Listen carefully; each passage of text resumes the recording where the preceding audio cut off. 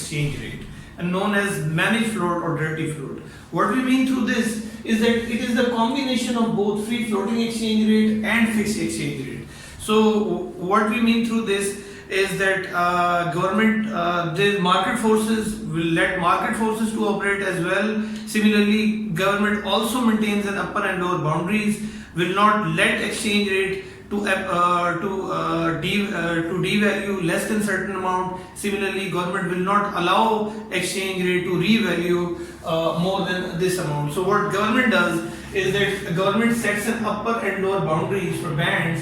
For example, government may not allow exchange rate to increase more than exchange rate A, this upper band. Similarly, it does not allow to devalue the currency or devaluation take place less than this amount, and in between these bands market forces are free to operate in the forces of demand and supply, and government will not involve in exchange rate mechanism. So what's the thing is that government needs to maintain foreign currency reserves as well.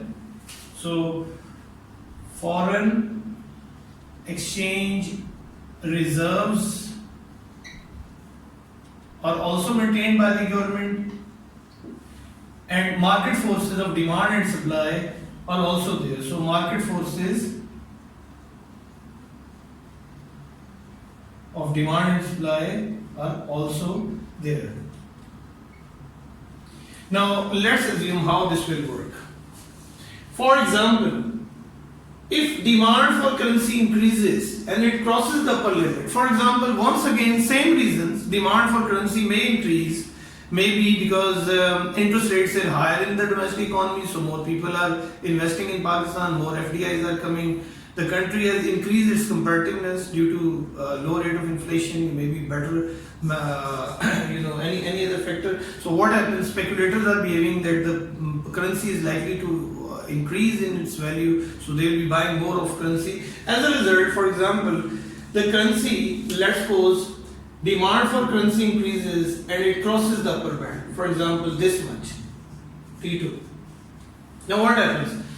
Since now this exchange rate, obviously it crosses the upper limit. See, this upper band has been crossed, so now government will get involved in the same mechanism how we have explained in fixed exchange rate system. For example, now what government will do is that government will increase the supply of the currency, of domestic currency. So what will it do? It will sell its local currency and buy more of dollars, foreign currency. So what will happen?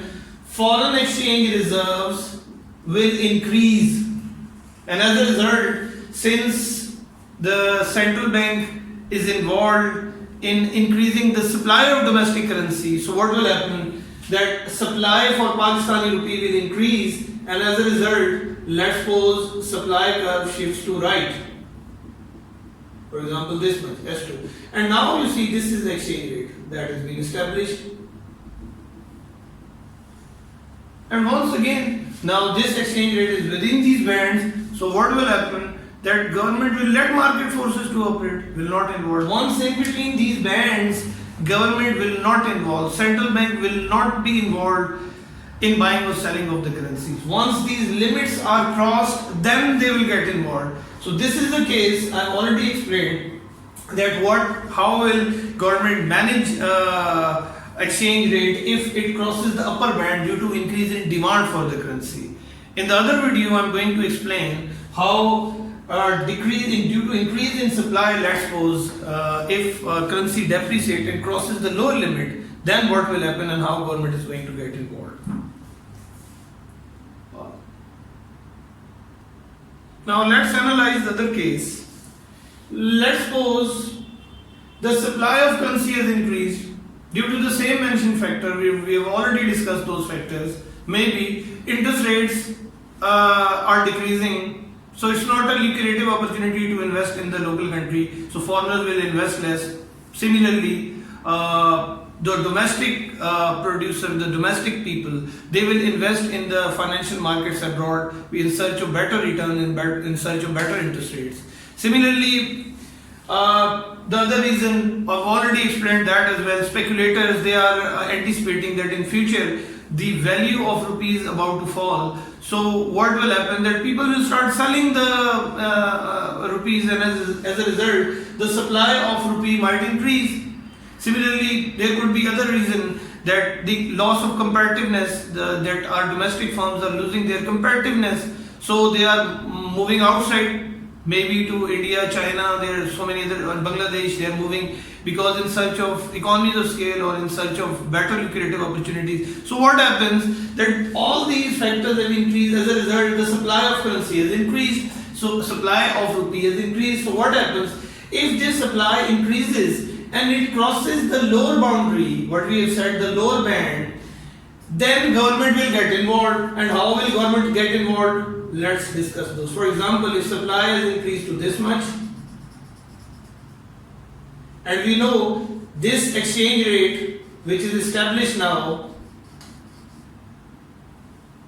is below this lower band, and now government will get involved.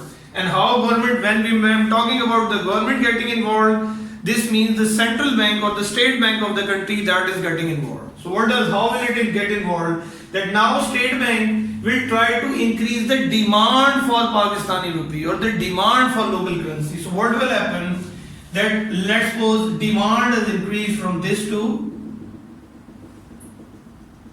this much.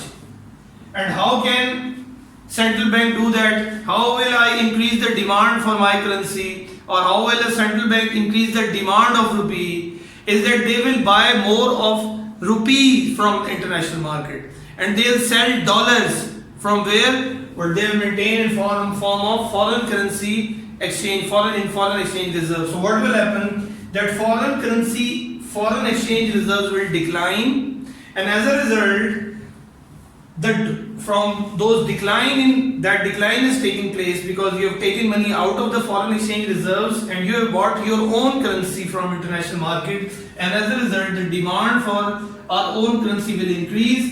And then once this, due to increase in demand, exchange rate is in between those bands,